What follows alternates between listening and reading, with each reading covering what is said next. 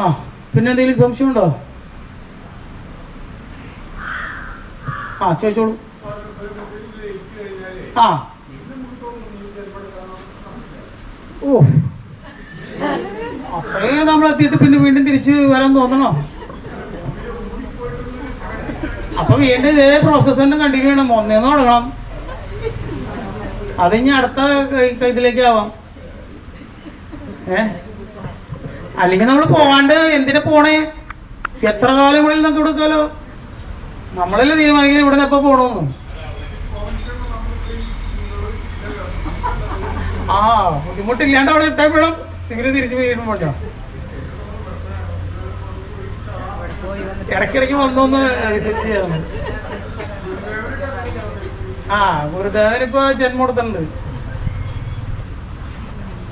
കാരണം ബുക്കുകളിൽ ഇതാണ് പറഞ്ഞത്, യോഗിക് ഫേസിലെത്തുമ്പോൾ കിട്ടുന്ന ഇതല്ല ഈ ഭക്തിയിൽ കിട്ടുന്ന സാധനം. അപ്പോൾ ഭക്തിയിൽ എഴുതി വെച്ചേക്കണത് മുഴുവൻ ബ്രഹ്മത്തിൽ മനസ്സിലാക്കി കഴിഞ്ഞാൽ പിന്നെ അതോട് തീർന്നു എന്നാണ്. അങ്ങനെയാണെങ്കിൽ നമ്മൾ സൂക്ഷ്മ ലോകത്തിൽ ശങ്കരാചാര്യനെ കാണില്ലേ, ജീസസ് ക്രൈസ്റ്റിനെ കാണില്ലേ, ത്രൈലംഗസ്വാമിനെ കാണുന്നുണ്ട്. അപ്പോൾ എത്രയോ പേര് അവിടെ കാണുമ്പോൾ അവിടെ 10, 20, 50, 100 പേര് ഇരിപ്പുണ്ട്. അപ്പോൾ ഇവരൊക്കെ ആയിട്ടല്ലേ അവിടെ നിൽക്കുന്നത്. അത് ഗുരുക്കന്മാരെ ശിഷ്യന്മാരെ ഹെൽപ്പ് ചെയ്യാൻ വേണ്ടിയിട്ട് വന്ന് നിൽക്കണതാ. അല്ലെങ്കിൽ പിന്നെ നമ്മൾ വിളിച്ചാൽ അവരാരും വരില്ലല്ലോ, മനസ്സിലായിച്ചു കഴിഞ്ഞാൽ.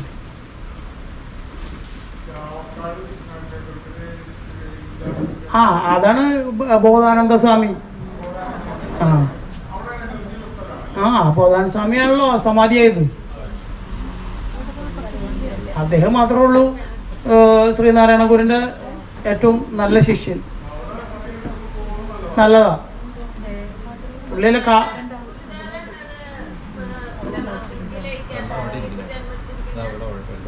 എന്തിനടുത്തേന്നാ കാലഘട്ടത്തിൻ്റെ അടുത്ത ഫേസിൽ എത്തേണ്ട സമയമായി. അവരൊക്കെ തിരിച്ചു വന്ന് ഇത് ചെയ്യേണ്ട സമയമായി. അതിനല്ലേ നിങ്ങൾക്കൊക്കെ ക്രിയേറ്ററുന്നത്.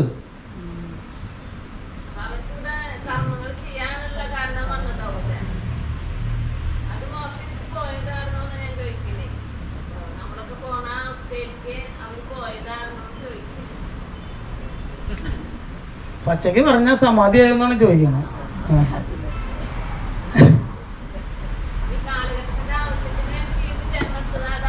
എല്ലാവരും വരും. നമുക്ക് എന്തായാലും മൂക്കിൽ കൊഞ്ഞു വെക്കണതിന് മുമ്പ് ഇവരെല്ലാവരും കാണാൻ പറ്റും.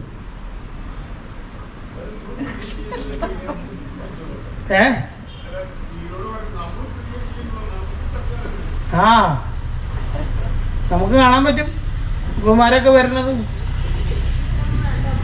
കാലഘട്ടത്തിൻ്റെ ഇത് മാറേണ്ട വരുമ്പോൾ, ഗതി മാറുമ്പോൾ അവരെല്ലാവരും ജന്മം കൊടുക്കും.